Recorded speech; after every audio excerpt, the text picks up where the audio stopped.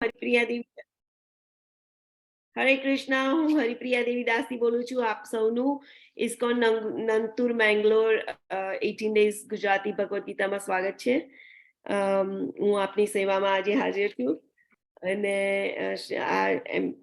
ISKCON નંતુરના વિગ્રહ છે, શ્રી વિગ્રહ શ્રી શ્રી રાધા ગોવિંદ દેવજી, એમના ચરણોમાં વંદન કરીએ અને શ્રીલા પ્રભુપાદને પણ વંદન કરીએ કે અમને યોગ્ય જ્ઞાન આપે કે જેથી હું તમને વિતરણ કરી શકું. સો લેટ્સ પ્રાર્થના કરીએ બધા આચાર્યોને, રાધા રાણીને, કાનાને, બધાને, ચૈતન્ય મહાપ્રભુને કે આપણને બધાને બુદ્ધિ આપે, જ્ઞાન આપે, અહંકારમાંથી અજવાળામાં લઈ જાય. સો આપણી જોડે 2-3 જણાએ હાથ ઊંચા કરી લીધા છે. સ્વેની માતાજી, જયશ્રી માતાજી અને એકતા માતાજી. એકતા માતાજી, હરે કૃષ્ણ. સોરી. નેક્સ્ટ. ઓમ અજ્ઞાનતિમિરાંધસ્ય જ્ઞાનાંજન શલાકયા ચક્ષુર ઉન્મીલિતં યેન તસ્મૈ શ્રી ગુરુવે નમઃ. શ્રી ચૈતન્ય મનોભીષ્ટં સ્થાપિतं યેન ભૂતલે સ્વયં રૂપ કદા મह्यं દદાતિ સ્વપદાન્તિકम्. વંદેહમ શ્રી ગુરો શ્રીયુતપદ કમલમ શ્રી ગુરૂન વૈષ્ણવાંશ્ય શ્રી રૂપમ સાગ્રજાતમ સહગણ રઘુનાથાવીતમ તમ સજીવમ સાદ્વૈતમ સાવધૂતમ પરિજન સહિતમ કૃષ્ણ ચૈતન્ય દેવમ શ્રી રાધા કૃષ્ણ પાદાન સહગણ લલિતા શ્રી વિશાખા વિતાંશ્ચ. હે કૃષ્ણ કરુણા સિંધુ દીનબંધુ જગતપતે ગોપેશ ગોપિકા કાંત રાધા કાંત નમોસ્તુતે. તપ્ત કાંચન ગૌરાંગી રાધે વૃંદાવનેશ્વરી વૃષભાનુ સુતે દેવી પ્રણમામિ હરિપ્રિયે. વાંછા કલ્પતરુભ્યશ્ચ કૃપા સિંધુભ્ય એવ ચ પતિતાનાં પાવનેભ્યો વૈષ્ણવેભ્યો નમો નમઃ. શ્રી કૃષ્ણ ચૈતન્ય પ્રભુ નિત્યાનંદ શ્રી અદ્વૈત ગદાધર શ્રીવાસાદિ ગૌર ભક્ત વૃંદમ. હરે કૃષ્ણ કૃષ્ણ કૃષ્ણ હરે હરે હરે રામ રામ રામ હરે હરે હરે કૃષ્ણ કૃષ્ણ કૃષ્ણ હરે હરે હરે રામ રામ રામ હરે હરે હરે કૃષ્ણ કૃષ્ણ કૃષ્ણ હરે હરે હરે રામ રામ રામ હરે હરે હરે કૃષ્ણ. હરે કૃષ્ણ. સો થેન્ક યુ માતાજી, વેરી નાઇસ. તો આજના અધ્યાયનું નામ છે પ્રકૃતિના 3 ગુણો. એટલે 3 ગુણો એટલે ખબર છે ને કયા કયા ગુણો? કોણ કહેશે? સત્વ, રજસ ને તમસ. પરફેક્ટ. તો આમાંથી કોણ સત્વ છે આ પિક્ચરમાં?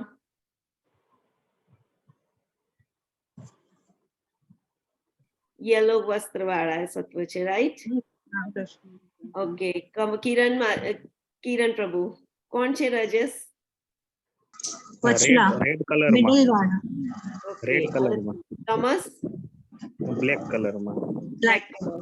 આ લોકો છે કોણ? માયાદેવી. માયાદેવીના 3 રૂપો છે. માયાદેવીના 3 ગુણો. પરફેક્ટ. અને માયા કોણ છે? માયા કોણ? અહીંયા પ્રકૃતિ કેમ લખ્યું છે ઉપર? જય શ્રી માતાજી. સંસારના ભૌતિક વિષયો છે એ માયા છે. અહીંયા પ્રકૃતિ. ઓકે, નાઇસ ટ્રાય માતાજી. પ્રકૃતિ કેમ લખ્યું છે અહીંયા?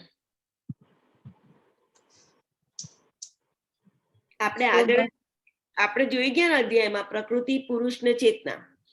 તો અહીંયા પ્રકૃતિ લખ્યું છે. કેમ પ્રકૃતિ લખ્યું છે?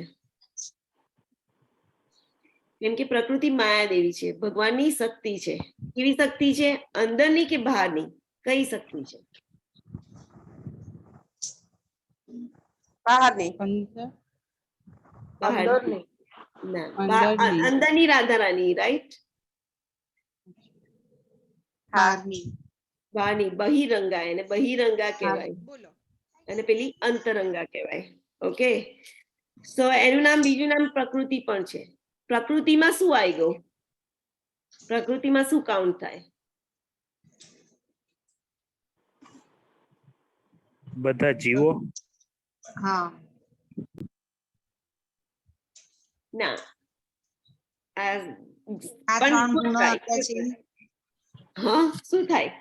આપણે 24 ઘટક તત્વો જોઈ ગયેલા ને. ઓકે, કઈ વાંધો નહીં. તો આપણે જે પણ કઈ દેખાઈ રહ્યું છે બધું પ્રકૃતિમાં દેખાઈ રહ્યું છે. યસ, જય શ્રી માતાજી. એમાં પંચ મહાભૂતનું શરીર બનેલું છે. એમાં પૃથ્વી, જળ, આકાશ, વાયુ ને અગ્નિ. પછી મન, બુદ્ધિ, અહંકાર, ઈચ્છા, સામર્થ્ય, શક્તિ, એટલે પછી 5 કર્મેન્દ્રિય, જ્ઞાનેન્દ્રિય, એ બધું 24 માં આવી જાય. 24 ઘટક તત્વોથી પ્રકૃતિ બનેલી છે, બરોબર? તો આપણું શરીર એ પ્રકૃતિ છે કે નહીં? હા હા યસ. પ્રકૃતિનું જ એક થાય ને. હા, પછી આને ભૌતિક શક્તિ પણ કહેવાય, રાઈટ? યસ. આ નાશવંત છે કે નહીં? નાશવંત છે. હા નાશવંત નાશવંત છે. ઓકે. અને આપણી જે જીવ છે એ નાશવંત છે કે નહીં? જીવ નાશવંત નથી. નાશવંત છે. જીવ નાશવંત નથી. અંદરનો આત્મા આપણો છે એ નાશવંત નથી. શરીર નાશવંત છે. હા, તો શરીર શેનું બનેલું છે? 24 ઘટક તત્વોનું આઈ ગયું. એ પ્રકૃતિનું બનેલું છે, રાઈટ? હા, આટલું ગોખી કાઢવાનું. અને પ્રકૃતિ છે એ કઈ કહેવાય? અપરા પ્રકૃતિ. અને જીવ છે એ કઈ પ્રકૃતિ કહેવાય? પરા. પરા. એટલે ભગવાનની શક્તિ છે બંને. જીવ જુદી શક્તિ છે અને પ્રકૃતિ જુદી શક્તિ છે. ઓકે, બંને સેમ નથી. ઓકે, ખબર પડી? હવે જીવ આ શરીરમાં બેઠેલો છે અને એવું માને છે કે હું આ પ્રકૃતિ છું, હું શરીર છું. તો શું થાય છે? એ શું થાય છે? એ શરીર છે? જીવ શરીર છે? જીવ જીવાત્મા ના નથી શરીર. તો નથી. એને શરીર દ્વારા શું કરવામાં આવે છે ને? જીવને શરીર દ્વારા શું કરવામાં આવે છે? કંટ્રોલ કરવામાં આવે છે. કંટ્રોલ કરવામાં આવે છે. ભૌતિક પ્રકૃતિ દ્વારા, માયાદેવી દ્વારા એને કંટ્રોલ કરવામાં આવે છે. માયાદેવી કેવી રીતે કંટ્રોલ કરે છે? માયાદેવી કેવી રીતે કંટ્રોલ કરે છે જીવને? આ 3 ગુણો દ્વારા. એની માતાજીનું હેન્ડ રેસ છે. આ 3 ગુણો દ્વારા માયાદેવી કંટ્રોલ કરે છે. માયાદેવીના 3 ગુણો છે. ઓકે, અને આ દોરડા દેખાતા હોતા નથી, પણ એ તમને બાંધી રહ્યા છે. બધું કામ કરવું હોય કે ના કરવું હોય કરાવડાવે છે. ઓકે, તો આ માયાદેવીનું ઇન્ટ્રોડક્શન હતું. બધાએ સારું પાર્ટિસિપેટ કર્યું. Thank you. તો યસ, હવે બધું ક્લિયર થઈ ગયું ને એની માટે? હા. Okay, let's go. હવે આપણે જઈએ. આ કોણ વાંચશે? એક સ્વેની માતાજી અને લાસ્ટ ટાઈમ કોનો હાથ ઊંચો હતો? જયશ્રી માતાજી નથી, હિરલ માતાજી. અલકા માતાજી. સ્વેની માતાજી તમે આ વાંચી લો. અલકા માતાજી પહેલો અધ્યાય, પહેલો શ્લોક વાંચે. હા. 3 ગુણો દ્વારા થતી અસર. અધ્યાય 14મો 14 થી 18. 3 ગુણોથી આગળ વધતું ગુણાતીત. અધ્યાય 14 19 થી 27. માતાજી પહેલું તમે પહેલું રહી ગયું. તમને નહીં દેખાતું હોય તો. આ મને નહોતું દેખાયું. ભૌતિક પ્રકૃતિ દ્વારા આત્માની સ્થિતિ. અધ્યાય 14 1 થી 13. તો આની અંદર આત્માની સ્થિતિ દેખાડી છે 1 થી 13 માં. પછી 3 ગુણોની આપણી પર કેમની અસર થાય છે, શું શું હોય, થાય તો શું શું લક્ષણો હોય, એ બધું દેખાડ્યું છે.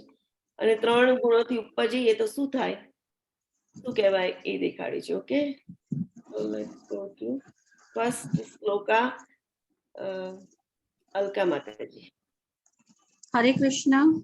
હરે કૃષ્ણ માતાજી. શ્રી ભગવાનુવાચ પરમ ભૂય પ્રવક્ષ્યામિ જ્ઞાનાનાય જ્ઞાનમુત્તમં યજ્ઞાત્વા મુનયઃ સર્વે પરાં સિદ્ધિમિતો ગતઃ. અનુવાદ: પૂર્ણ પુરુષોત્તમ પરમેશ્વર બોલ્યા, હવે હું તને સર્વ જ્ઞાનોમાં સર્વશ્રેષ્ઠ જ્ઞાન કે જેને જાણીને બધા મુનિજનો પરમ સિદ્ધિ પામ્યા તે વિશે ફરીથી કહીશ. હરે કૃષ્ણ. હરે કૃષ્ણ. સો ભગવાન હવે ફરીથી પરમ ગુહ્ય જ્ઞાન કહે છે. તો પણ એ આ જ્ઞાનોમાં સર્વશ્રેષ્ઠ જ્ઞાન કહે છે. અને અહીંયા 10 ઋષિઓ હતા, સપ્તર્ષિ 7 ઋષિઓ, એમણે સિદ્ધિ પામ્યા એવું ભગવાન કહે છે. સો એમના નામ કયા કયા છે? નવ યોગેન્દ્ર પણ કહેવાય છે. નવ યોગેન્દ્ર ઇઝ ડિફરન્ટ, પણ આ 9 ઋષિઓ છે. સપ્તર્ષિની 9 ઋષિઓ છે, 9 યોગેન્દ્રો. તો એમના નામ કયા કયા હતા? અહીંયા સ્ક્રીન ઉપર મૂક્યા છે. કોને વાંચવું છે?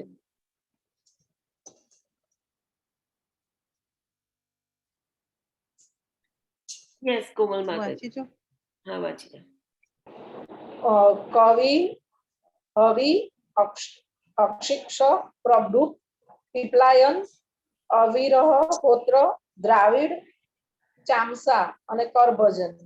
હરે કૃષ્ણ. હરે કૃષ્ણ. સરસ.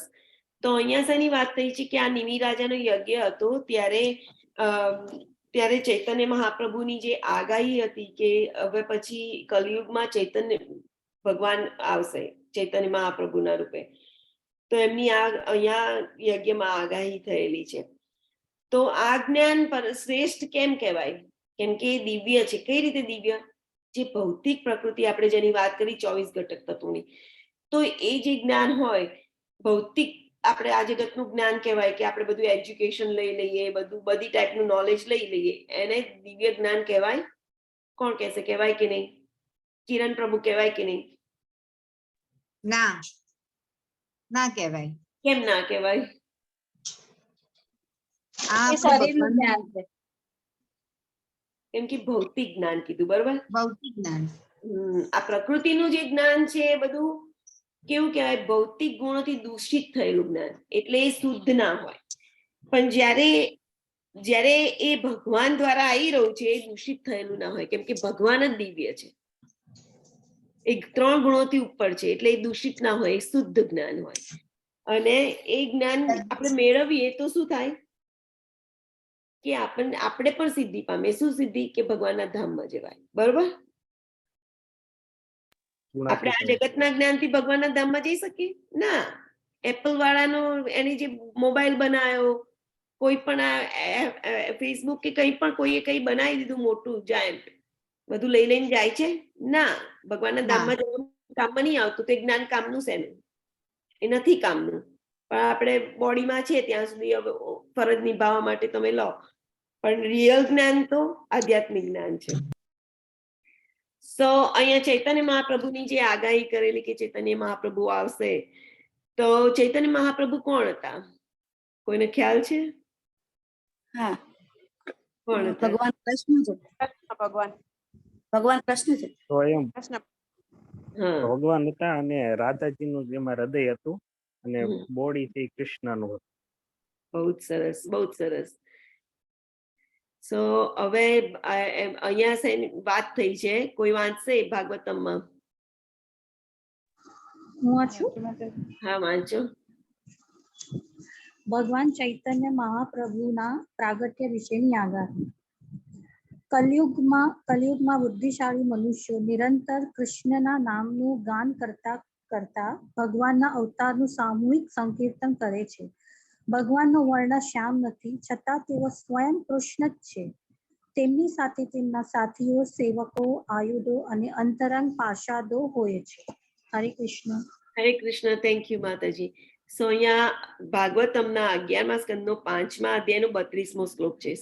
એટલે આપણે જે ભગવાન તરીકે જેમને પણ સ્વીકારીએ છીએ એમનું મેન્શન ભાગવતમમાં ના હોય તો આપણે એમનો સ્વીકાર કરતા નથી. એટલે અત્યાર સુધીના જેટલા પણ આપણે સો કોલ ભગવાન કહીએ તો એમનું ઉચ્ચાર ભાગવતમાં ના હોય તો અમે ઇસ્કોનમાં તો ગુરુ શિષ્ય પરંપરા અને 4 પરંપરાઓને જે ફોલો કરે છે એ લોકો નથી સ્વીકાર કરતા.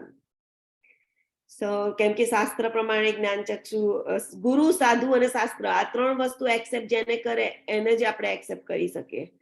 બીજા બધાનું એક્સેપ્શન નહીં હોતું કે નથી કરતા હોતા.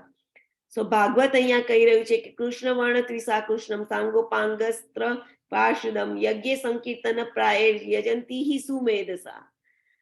સો જે સ્માર્ટ લોકો હોય છે એ આ ભગવાનના અવતારને જાણતા હોય છે. તો કલિયુગમાં શું થયું? બુદ્ધિશાળી મનુષ્યો નિરંતર કૃષ્ણનું જ્ઞાન કરતા ભગવાનના અવતારનું સામૂહિક સંકીર્તન કરશે. હંમેશા જે બુદ્ધિશાળી લોકો હશે નિરંતર ભગવાનનું નામ દેશે અને હરે કૃષ્ણ મહામંત્રનું ગાન કરશે. અને કોણે આપ્યો છે? ભગવાન એ ચૈતન્ય મહાપ્રભુએ આપ્યો છે. કેવા છે ચૈતન્ય મહાપ્રભુ? શ્યામ છે. કેમ કે કાનો શ્યામ હતો, તો કાનો શ્યામ હતો પણ રાધા રાણીનો ભાવ લઈને આવ્યો. કેમ કે એમને જાણવું હતું કે રાધા રાણી કેટલો પ્રેમ કરે છે એમને, અને આટલું બધું લાગેલી કેમ રહે છે રાધા રાણી એમની સેવામાં. રાધા રાણી જેવો કાનાને કોઈ પ્રેમ નથી કરતું, રાઈટ? સો એમને એ જાણવું હતું, એનો ભાવ જાણવું હતું, એટલે એમનો ભાવ લઈ અને કાનો આવ્યો. કાનાએ જયારે ભાવ ગ્રહણ કર્યું તો એ જે શ્યામ વર્ણ હતો એ આખો થઈ ગયો ગોલ્ડ. કેમ કે રાધા રાણી તપ્ત કાંચન ગૌરાંગી, આપણે મંગલાચરણમાં વાંચીએ છીએ, તપેલું સોનું હોય એના જેવો એમનો વર્ણ છે. અને કાનાએ ભાવ અપનાવ્યો તો એ પણ એવા વર્ણનો થઈ ગયો, અને એ છે ચૈતન્ય મહાપ્રભુ. તો એ એકલા આવ્યા? ના, એ તો બધા સાથીઓ જોડે આવે. એમનું બધું આખું રાસ રસાલો બધું લઈને આવે. ભગવાન આવે એટલે તો ભગવાન છે. સો એ કોણ હતા? પણ અહીંયા તો ભક્તના રૂપે આવ્યા ને, તો ભગવાનની રૂપે નથી આવ્યા. તો કોણ? એમણે બધા આપણે જય શ્રી કૃષ્ણ ચૈતન્ય બોલીએ છીએ ને, જય શ્રી કૃષ્ણ ચૈતન્ય પ્રભુ નિત્યાનંદ. નિત્યાનંદ પ્રભુ કોણ છે? બલરામજીના અવતાર છે.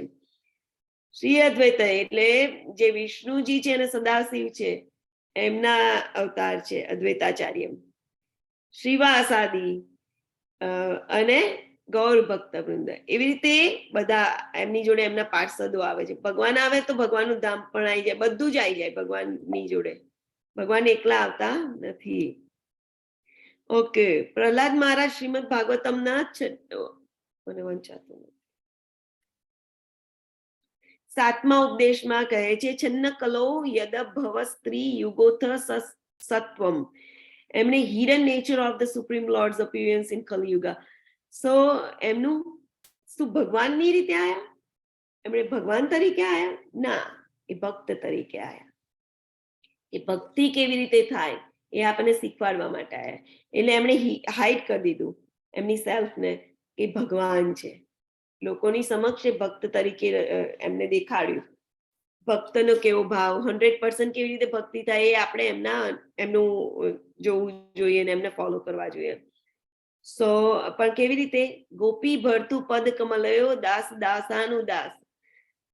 તો આપણે છે ગુરુ શિષ્ય પરંપરામાં જઈએ છીએ, પણ અહીંયા ભક્તિમાં કેવું છે, જેટલા તમે દાસોના દાસ બનો ને એટલા તમે ભગવાનની જોડે વધારે ક્લોઝ રહો. આ સિક્રેટ છે કે ઉપર સર્વોચ્ચ સ્થાન ઉપર જઈને નહીં બેસી જવાનું. ભક્તિમાં જેટલા બધાના સેવક બનો ને એટલા તમે પહેલા થઈ જાઓ ભગવાનના ધામમાં જવા માટે, ભગવાનનો પ્રેમ હાંસલ કરવા માટે. એ મૂડ છે. સો અહીંયા કલયુગનો હિરન અવતાર છે કે દેખાડ્યું નથી કે ભગવાન હું ભગવાન છું. ભગવાને ભક્તના રૂપે આવ્યા છે અને આપણે શીખવાડવા માટે. રાધા રાણીનો મેઇન ઉદ્દેશ્ય શું છે? નમો મહાવદન્યાય કૃષ્ણ પ્રેમ પ્રદાયતે.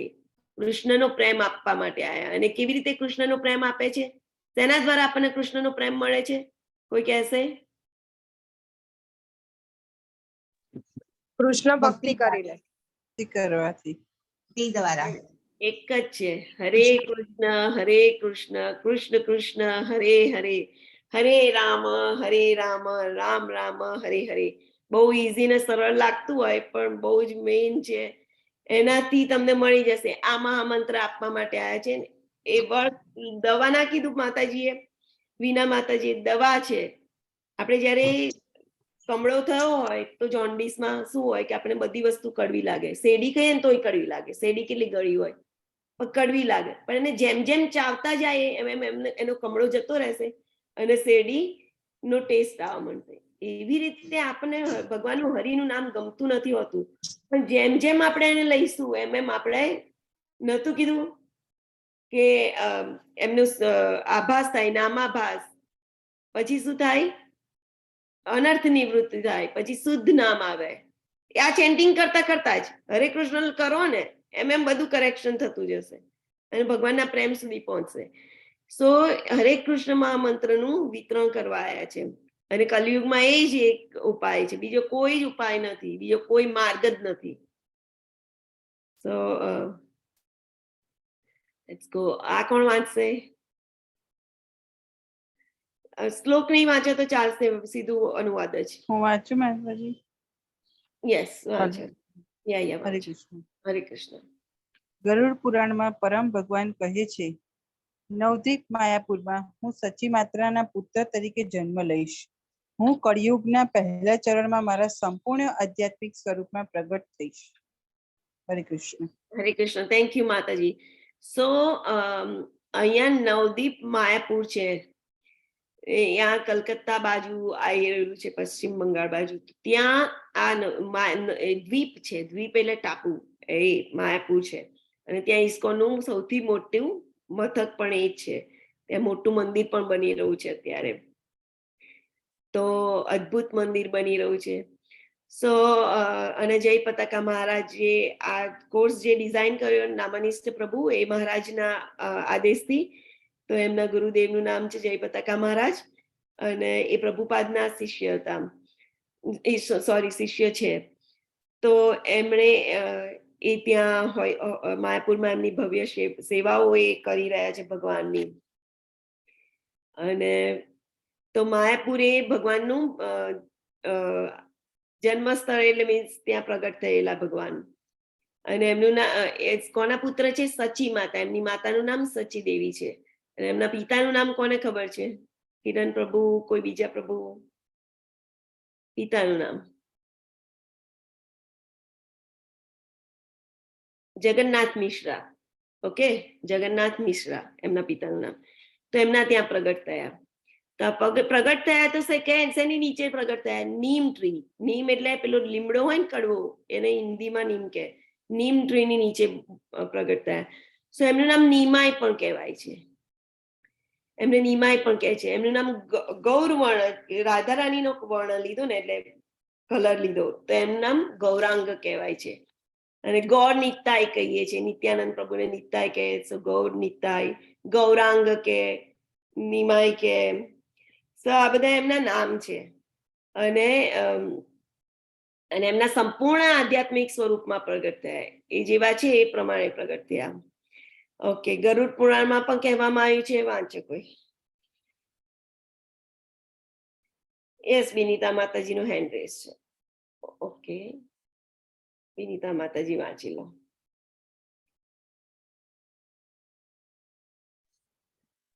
હરે કૃષ્ણ માતાજી. હરે કૃષ્ણ. યસ. હેલો. હા, સંભળાવ છો. હરે કૃષ્ણ. મેં વાંચવા માટે કર્યો તો માતાજી. હા હા, કરો, વાંચો માંડો. એ જ ગરુડ પુરાણમાં પણ કહેવામાં આવ્યું છે, કળિયુગના પ્રથમ ચરણમાં ભગવાન જગન્નાથ કે જે દિવ્ય દારૂ બ્રહ્મ તરીકે અવિરત થયા છે, તેની નજીક પૂર્ણ પુરુષોત્તમ પરમેશ્વર સુવર્ણ કાંતિ ધરાવતા સ્વરૂપે પ્રગટ થશે. પ્રથમ તે લક્ષ્મીપતિ બનશે અને પછી તે સંન્યાસી બનશે. હરે કૃષ્ણ. હરે કૃષ્ણ. સો દારૂ બ્રહ્મ એટલે જગન્નાથજી છે. જગન્નાથપુરી બધા ગયા હશો, બરોબર? તો એ જે લાકડામાંથી જગન્નાથજીનું સ્વરૂપ અપાય છે એને દારૂ કહે છે. લાકડાનું એનું નામ છે દારૂ, લાકડાનું નામ. સો એમની નજીક, જગન્નાથપુરીની નજીક ભગવાન પ્રગટ થશે. અને લક્ષ્મી દેવી એમના લક્ષ્મી પ્રિયા એમની વાઈફનું નામ છે. અને પછી એ સંન્યાસી બનશે. 25 વર્ષની ઉંમરે એ સંન્યાસી બની ગયેલા. ઓકે, હવે કિરણ પ્રભુ વાંચો. નૃસિંહ પુરાણમાં કહ્યું છે, પૂર્ણ પુરુષોત્તમ પરમેશ્વર કે જે સતયુગમાં દૈત્યના ત્રાસરૂપી ભયંકર વ્યાધિને નાથવા માટે અડધું શરીર મનુષ્ય અને અડધું શરીર સિંહનું ધારણ કરીને પ્રગટ થયેલા, અને જે ત્રેતા યુગમાં રામ તરીકે અવતરિત થયા અને 10 માથાવાળા દૈત્ય રાવણનો સંહાર કર્યો. હરે કૃષ્ણ. હરે કૃષ્ણ. સો આ બધું ખ્યાલ આવી ગયો હશે કે અડધું શરીર મનુષ્યનું ને અડધી શરીર સિંહનું. એ કયું શરીર હતું? નરસિંહદેવ. નરસિંહદેવ, બરોબર. પછી એ સતયુગમાં, બરોબર. પછી ત્રેતાયુગમાં રામ ભગવાન. રામ ભગવાનનું.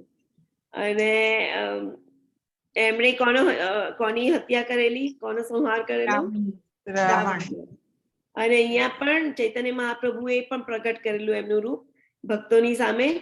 તો એ 6 હાથ વાળા છે. દેખ્યા તમે લોકોએ? તો અહીંયા 6 હાથ વાળા છે. કાનો છે, એનો કલર છે રામ ભગવાનનો ગ્રીન કલર હોય છે. રામ ભગવાન ગ્રીન કલરમાં આવેલા. અને અહીંયા Chaitanya Mahaprabhu golden colour. Okay. તમને એક વસ્તુ કહું કે કાનો છે ને એ ગોલ્ડ કલરનો ધોતી પહેરતો હોય છે. કેમ પહેરતો હોય છે? પીળું પીતાંબર. કેમ કે રાધા રાણીનો કલર છે. અને રાધા રાણી કયા કલરનું પહેરે છે? રાધા રાણી, બલરામજી એ બધા કયા કલરનું પહેરે છે? રાધા રાણીની સાડી બ્લુ કલરની, બ્લુઇશ ગ્રેઇશ હોય. હા. અને બલરામજીની ધોતી પણ એ કલરની હોય છે. ઓકે. આ કોણ વાંચશે? એકતા માતાજી.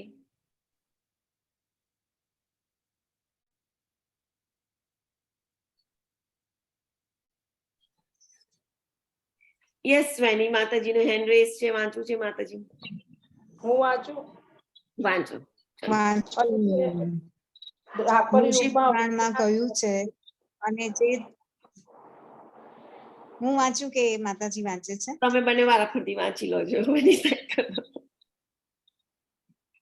અને જે દ્વાપર યુગમાં વ્રજના ગોપા અને ગોપબાળોને રક્ષણ આપવા અને પૃથ્વી પરના ભારનો નાશ કરવા આવેલા તે ફરીથી કળિયુગમાં અવતરિત થશે. તેનું સ્વરૂપ સુવર્ણ કાંતિમય હશે. તે હંમેશા ભગવાનના પવિત્ર નામનો જપ કરવામાં આનંદિત રહેશે અને તેમનું નામ હશે ચૈતન્ય. હરે કૃષ્ણ માતાજી. હરે કૃષ્ણ. સો અહીંયા છે ને બધા જો પુરાણોના ને બધાના કહી દીધું છે કે અહીંયા લખેલું છે. કે કોઈના જાતે નથી વિચારેલું. સો દ્વાપર યુગમાં ગોપાઓ અને ગોપબાળોનું રક્ષણ કરવા, પૃથ્વી પરના ભારનો નાશ કરવા માટે, બરોબર. પવિત્રાણાય સાધુનામ વિનાશાય છે દુષ્કૃતામ. કળિયુગમાં શું કર્યું? કળિયુગમાં અવતરિત થશે અને એમનું શરીર સુવર્ણ કાંતિમય હશે. તો આપણે જોઈ લીધું. તે હંમેશા ભગવાનના પવિત્ર નામનો જપ કરવામાં આનંદિત હશે. કયું ભગવાનનું પવિત્ર નામ છે? હરે કૃષ્ણ હરે કૃષ્ણ હરે કૃષ્ણ હરે હરે હરે રામ રામ રામ રામ હરે રામ રામ રામ હરે હરે. અને એમનું નામ શું છે? ચૈતન્ય. ચૈતન્ય મહાપ્રભુ. ચૈતન્ય મહાપ્રભુ. ચૈતન્ય મહાપ્રભુ કી જય. જય. ઓકે. હવે પદ્મ પુરાણમાં કોણ વાંચશે? કોમલ માતાજી. હું આ પૃથ્વી પર કળિયુગના પ્રથમ ચરણમાં ભાગીરથી નદીના તટ પર આવેલા સુંદર પ્રદેશ પર પ્રગટ થઈશ. હું ગૌરવર્ણ સુવર્ણ સમાન ક્રાંતિ ધરાવીશ અને સચી પુત્ર તરીકે જન્મ લઈશ. હરે કૃષ્ણ. હરે કૃષ્ણ. સો ભાગીરથી નદી કઈ નદી કહેવાય? ગંગા. ગંગા. કેમ કે ભગીરથી, રાજા ભગીરથી ઉતારેલી નીચે જમીન ઉપર. તો ભાગીરથી નદી એટલે ગંગાજી એના પ્રદેશમાં પ્રગટ થશે, એની અરાઉન્ડ આજુબાજુના એરિયામાં. અને ગૌણવર્ણ એટલે આપણે જોઈ લીધું. ગૌણવર્ણ સુવર્ણ સમાન કાંતિ, સોના સમાન એમનો કાંતિ હશે, મીન્સ તેજ હશે. અને સચી માતાના પુત્ર તરીકે જન્મ લેશે. ઓકે. બીજું હવે કોણ વાંચશે? હું વાંચું માતાજી? વાંચો. અથર્વ વેદમાં પરમ પુરુષ કહે છે, કલયુગમાં 4000 વર્ષ વીતી ગયા પછી અને 5000 વર્ષ પહેલા હું પૃથ્વી પર અવતરિત થઈશ. હું ગંગાના કિનારે પૃથ્વી પર પ્રગટ થઈશ. હું ઊંચો અને સંત બ્રાહ્મણ ભક્ત બનીશ. મારી પાસે ઉચ્ચ વ્યક્તિના તમામ શુભ લક્ષણો હશે. હું ત્યાગ સંન્યાસનું પ્રદર્શન કરીશ. મારામાં તમામ શુભ સંકેતો હશે. હું ભક્ત બનીશ. ભક્તિ યોગનો અભ્યાસ કરીશ.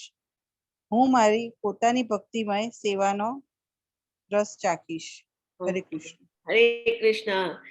સો ભગવાને શું કીધું કે 5000 વર્ષ પહેલા હું પૃથ્વી પર અવતરિત થઈશ. તો હમણાં જ 500 વર્ષ પહેલા એ અવતરણ થયેલા એમનું કલયુગમાં. 1486 માં. હા, યસ, થેન્ક યુ પ્રભુ. સો એ ત્યારે પ્રગટ થયા, બરોબર. એટલે 500 વર્ષ પહેલા, હજી કલયુગને થઈ 5000 વર્ષ થયા છે. એ પહેલા પ્રગટ થઈ ગયા. અને સંત બનશે, બ્રાહ્મણ બનશે, ભક્ત બનશે અને યોગનો અભ્યાસ કરશે. પછી સંન્યાસ ત્યાગ કરશે, સંન્યાસ લેશે અને એવી રીતે શું કરશે, ભક્તિમય સેવાનો રસ ચાખશે. આપણે ભગવાનને જો રાધાકૃષ્ણની આપણે સેવા કરવી, એમનો પ્રેમ જોતો હોય ને, તો ગૌર નિતાઈની શરણમાં જવું જ પડે, એ સિવાય એ પ્રેમ મળતો જ નથી. એટલે આજે ચૈતન્ય મહાપ્રભુજી નિત્યાનંદ પ્રભુનું ભજન કરવું છે, એમની જોડે કૃપા માંગવી છે, કેમ કે એ જ ખુલ્લા હાથે વહેંચવા આવ્યા છે ભગવાનનો પ્રેમ, અને એ આપણી ઉપર બહુ દયા થઈ છે ભગવાનની. તો આપણે એમનો રસ ચાખવો હોય એમના પ્રેમનો, તો એ ગૌર નિતાઈના શરણે જવાથી મળશે. ટ્રાય કરવો હોય તો કરી લેવાનો, એ સિવાય નહીં મળે. Okay, let's go to 14.2.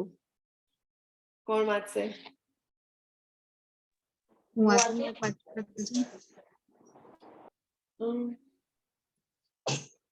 વાંચો, મને દેખાતા નથી હેન્ડ રેઝ, પણ વાંચો.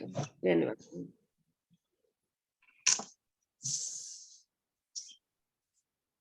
આ જ્ઞાનમાં સ્થિર થવાથી મનુષ્ય મારા જેવી દિવ્ય પ્રકૃતિ પ્રાપ્ત કરી શકે છે. આ પ્રમાણે સ્થિત થવાથી તે સર્જન સમય જન્મ લેતો નથી કે પ્રલય કાળે વ્યતીત થતો નથી. હરે કૃષ્ણ. હરે કૃષ્ણ. તો આપણે આ પહેલું જે શ્લોક હતો એની અંદર કીધું કે જ્ઞાન લેવાનું, બરાબર. આ ભગવાને જ્ઞાન કહેશે. હવે એ જ્ઞાનમાં શું થાય, સિદ્ધિ પામશે, એટલે ભગવાનના ધામમાં જશે.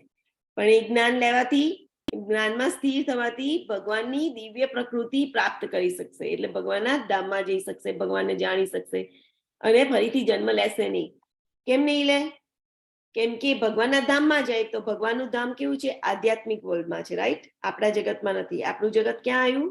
ભૌતિકમાં, ભૌતિક જગતમાં. સો આપણે ભૌતિક જગતમાં જન્મીએ તો ઉપરથી નીચે જયા કરીએ, પણ એ ઉપર જતા રહે ભગવાનના ધામમાં, તો ત્યાંથી પાછું આવતું નથી. ઇવન પ્રલય કાળે પણ ના આવે. સો આ જ્ઞાન આપણે લઈ લેવું જોઈએ અને આમાંથી મુક્ત થઈ જવું જોઈએ. ઓકે,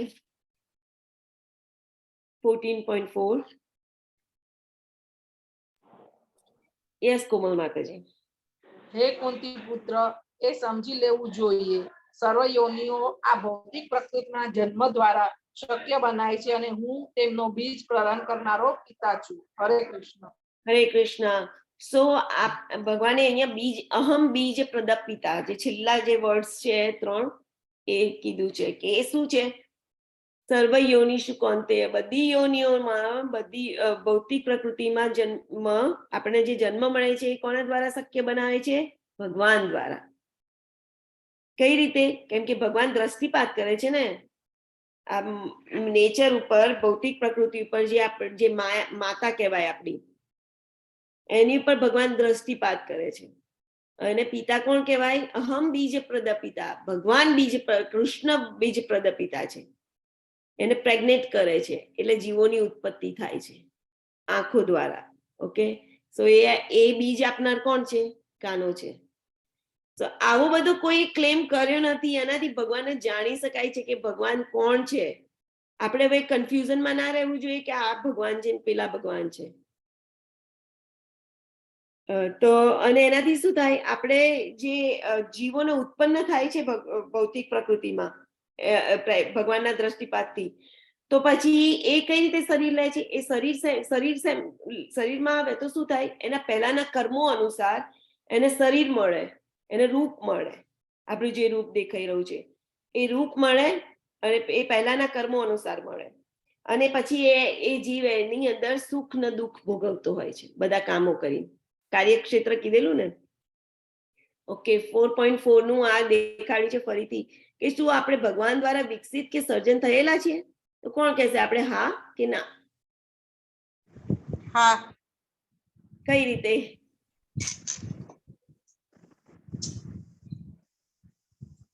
કેમ કે ભગવાન જ સર્વ કરતા હરતા છે, આપણે તો કઈ જ નથી.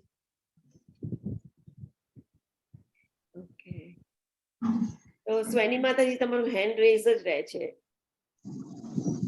ભગવાન જ બીજ પિતા છે આપણા. ભગવાન દ્વારા જ બધું સર્જન થઈ છે, ઇવન બ્રહ્માંડોનું સર્જન થયેલું છે, અને એ જ પાલન કરતા છે, રાઈટ? એ આપણું પાલન કરે છે ને. કીડી હોઈએ તો કીડીના સ્વરૂપમાં હોય તો આપણે એ યોનિમાં જઈએ. જો અહીંયા બધી જુદી જુદી યોની છે, અહીંયા કોણ ખવડાવવા પીવડાવવાનું રક્ષણ બધું કરાવે છે? ભગવાન જ કરાવે છે ને. કેટલી બધી યોનિઓ દેખાડી છે. વનસ્પતિ, માછલી, જળચર બધું જ દેખાડી દીધું. મગર, પક્ષી, ગાય, બધા પશુઓ. તો એ ભગવાન જ આ બધી યોનિમાં, જો ભગવાન આપણી જોડે રહે છે, આપણા હૃદયમાં, અને એ બધું ધ્યાન રાખે છે. સો આપણે ભગવાનથી ક્લોઝ આપણી જોડે કોઈ બીજું નથી. શું હૃદય? ઓકે, 14.5. ભૌતિક પ્રકૃતિ 3 ગુણોની બનેલી છે. તે છે સત્વગુણ, રજોગુણ તથા તમોગુણ. જ્યારે સનાતન જીવ પ્રકૃતિના સંસર્ગમાં આવે છે ત્યારે હે મહાબાહુ અર્જુન, તે આ ગુણોથી બદ્ધ થઈ જાય છે. હરે કૃષ્ણ. હરે કૃષ્ણ. તો ભૌતિક પ્રકૃતિ છે જે માયાદેવી છે, એ શેનાથી બનેલી છે? અહીંયા કઈ સત્વ, રજો 3 ગુણોથી. 3 ગુણોથી બનેલી છે. પણ જીવ જ્યારે જીવ છે ને, દિવ્ય છે. જીવ કહીએ કે જીવાત્મા કહીએ, એ દિવ્ય છે. કઈ રીતે દિવ્ય છે? કે સચ્ચિદાનંદ છે. સચ્ચિદાનંદ એટલે સત એટલે શાશ્વત, ચિત એટલે ફુલ્લી નોલેજેબલ, જ્ઞાન વાળો અને આનંદ વાળો. ભગવાનનું પણ એ સ્વરૂપ છે. તો એ ભૂલી જાય છે બધું અને માયામાં પડી જાય છે, અને આ ભૌતિક પ્રકૃતિના 3 ગુણોથી બદ્ધ થઈ જાય છે. એટલે દૂષિત થઈ ગયો જીવ, એની ચેતના પણ દૂષિત થઈ ગઈ. ઓકે. અને એને શરીર જોડે કશી જ લેવા દેવા હોતી નથી જીવને. આ જે 5 એલિમેન્ટ છે, પૃથ્વી, જળ, વાયુ, આકાશ, અગ્નિ અને મન, બુદ્ધિ, અહંકાર, એની જોડે કંઈ જ લેવા દેવા હોતી નથી, પણ તોય અંદર આવી જાય છે અને આ માયાદેવી દ્વારા બદ્ધ થઈ જાય છે. જેવી રીતે કીધેલું ને કે પાણીનું, વરસાદ પડતું હોય તો પાણીનું ટીપું નીચે પડે, ઉપર આવે, ઉપરથી છેક નીચે સુધી આવે ત્યાં સુધી શુદ્ધ હોય. જેવું માટીમાં, પાણીમાં પડ્યું, માટીમાં તો મિક્સ થઈ ગયું માટીથી, રાઈટ? તો કેવું કાદેવ જેવું દેખાય છે, મડ વાળું. એવી રીતે આપણે આવા ગંદાથી જઈએ છીએ. આ 3 ગુણોથી આપણી ચેતના ગંદી થઈ જાય છે. તો સત્વગુણમાં વ્યક્તિના ગુણો શું હોય છે? વ્યક્તિના લક્ષણો કેવા હોય છે સત્વગુણમાં? વાંચો.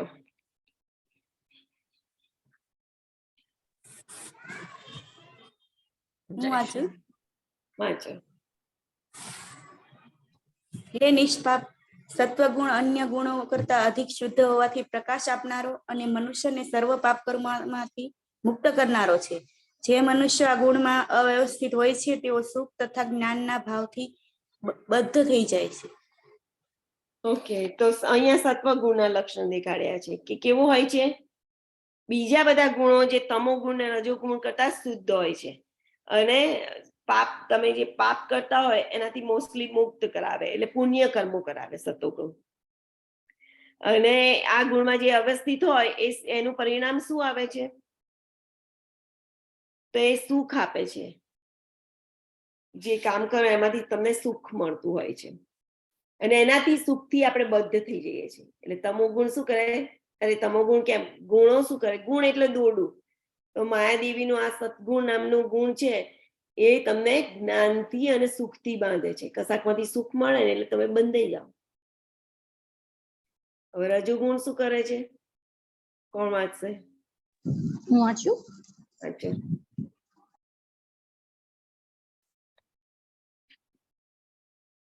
મ્યુટ લાગે નાખજી. હે કુંતી પુત્ર, રજોગુણી ઉત્પત્તિ અમર્યાદિત ઈચ્છાઓ તથા તૃષ્ણાને કારણે થાય છે, અને આથી જ દેહધારી જીવ સકામ કર્મથી બદ્ધ થઈ જાય છે. હરે કૃષ્ણ. હરે કૃષ્ણ. તો બધી ઈચ્છાઓ હોય, કેવી ઈચ્છા? અમર્યાદિત. આપણી ઈચ્છાઓ કેવી હોય છે? આજે આ લીધું, કાલે પેલું લીધું, આજે આનાથી પણ વધારે સારું ટ્રેન્ડ નવો આવ્યો છે એટલે નવું લો. અમર્યાદિત ઈચ્છા હોય છે. તો એ ઈચ્છાઓ અને તૃષ્ણા, તૃષ્ણા એટલે હેન્કરિંગ, તમને કશું ઝંખના રે, લાલસા રે મેળવવાની, ઓલવેઝ હેન્કરિંગ હોઈએ આપણે. આ મળ્યું તોય સંતોષ થાય જ નહીં, બધું મેળવવાની ઈચ્છા જ હોય. એટલે એ જે ઝંખના છે, તૃષ્ણા, એના કારણે રજોગુણની ઉત્પત્તિ થાય છે. એટલે આપણે જે ઈચ્છાઓ કરતા હોય તો વિચારી લેવાની કે આપણે કેવી કેવી ઈચ્છા કરવી જોઈએ. સત્વગુણમાં કરવી જોઈએ, રજોગુણની કરવી જોઈએ, કે તો ભગવાનને ભક્તિ કરવાની ઈચ્છા રાખવી જોઈએ. તો પણ જો જે રજોગુણની ઉત્પત્તિ અમર્યાદિત ઈચ્છાઓ અને તૃષ્ણાને કારણે થાય છે, ને આથી દેહધારી જીવ સકામ કર્મથી બંધાય છે. પછી શેના દ્વારા બંધાઈ જાય છે? પેલું સુખથી બંધાઈ જાય છે, બરોબર? સત્વગુણ. હવે રજોગુણમાં સકામ કર્મ. સકામ કર્મથી બંધાય છે. સકામ કર્મ એટલે ફળની આશા વાળા કર્મ. યસ, તો એનાથી બંધાઈ જાય છે માણસ. ને હવે તમોગુણ અજ્ઞાનની સ્થિતિમાં, તમોગુણ અજ્ઞાન જ છે, ટોટલી અજ્ઞાન. સો એનું વાંચો. હું વાંચું. હમ ભરતપુત્ર એમ જાણી લે કે આ અજ્ઞાનથી ઉત્પન્ન થતો તમો ગુણ સર્વ દેહધારી જીવોનો મોહ છે. આ ગુણના પરિણામો જન્માદ, આળસ તથા નિદ્રા હોય છે, જે બુદ્ધિજીવને બાંધે છે. હરે કૃષ્ણ. હરે કૃષ્ણ. સો તમોગુણ તો બહુ જ અજ્ઞાન રૂપી હોય છે, અને એનાથી સત્વગુણથી ટોટલી ઊંધો તમોગુણ હોય છે. અને એમાં શું થાય છે કે તમોગુણમાં તમે માણસ છે ને ગાંડો થઈ જાય. જેમ કે રજોગુણ હોય તો રજોગુણમાં માણસ પૈસાની પાછળ કે કશી પણ વસ્તુ પાછળ, પેશન પાછળ ભાગતો ફરતો હોય. એવી રીતે તમોગુણમાં માણસ ગાંડો થઈ જાય છે. કેવી રીતે? આ જે આળસ, એના લક્ષણો કહું કે એ તમને આધ્યાત્મિક પ્રગતિ કરવા દેતો નથી, આળસુ બનાવે છે.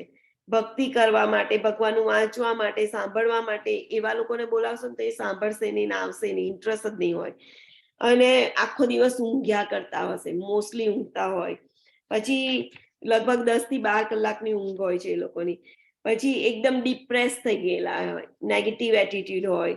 પછી બધા માદક પદાર્થો હોય, આલ્કોહોલ કે ડ્રગ કે વોટેવર, એવી બધી જિંદગીમાં પડેલા હોય. મોસ્ટલી અત્યારના લોકો તમોગુણમાં હોય છે, રાઈટ? સો અને એવું કરવાથી શું થાય છે તમોગુણમાં? એ બધું આજે એના અહીંયા લખ્યું છે કે તમોગુણના પરિણામો. એક ગુણ તમોગુણમાં રહેવાથી એના પરિણામ શું મળે છે? આળસ, નિંદ્રા અને ઉન્માદ. તો એનાથી ભગવાન બદ્ધ જીવને બાંધી દે છે માયાદેવી. બદ્ધ કીધો ને માયાને, અરે આપણે બદ્ધ જીવ છે, 3 ગુણોથી બંધાયેલા છે.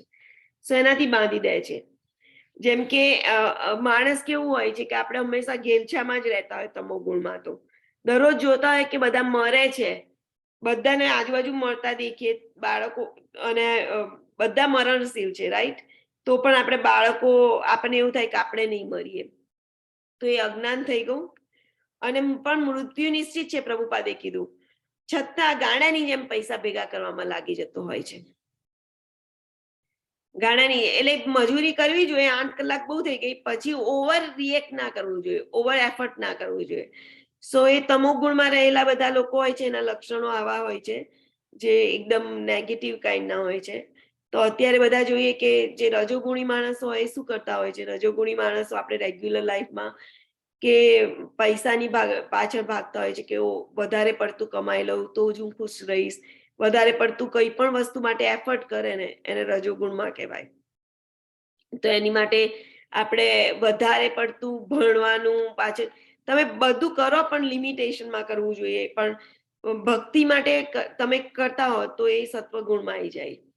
અને જે આગળ આવે છે કે સત્વગુણ મનુષ્યને સુખથી બાંધે છે, રજોગુણ કર્મથી બાંધે છે, અને તમોગુણ મનુષ્યના જ્ઞાનને ઢાંકી દે છે. એટલે એ ભૂલી જાય છે કે હું કોણ છું તમોગુણમાં.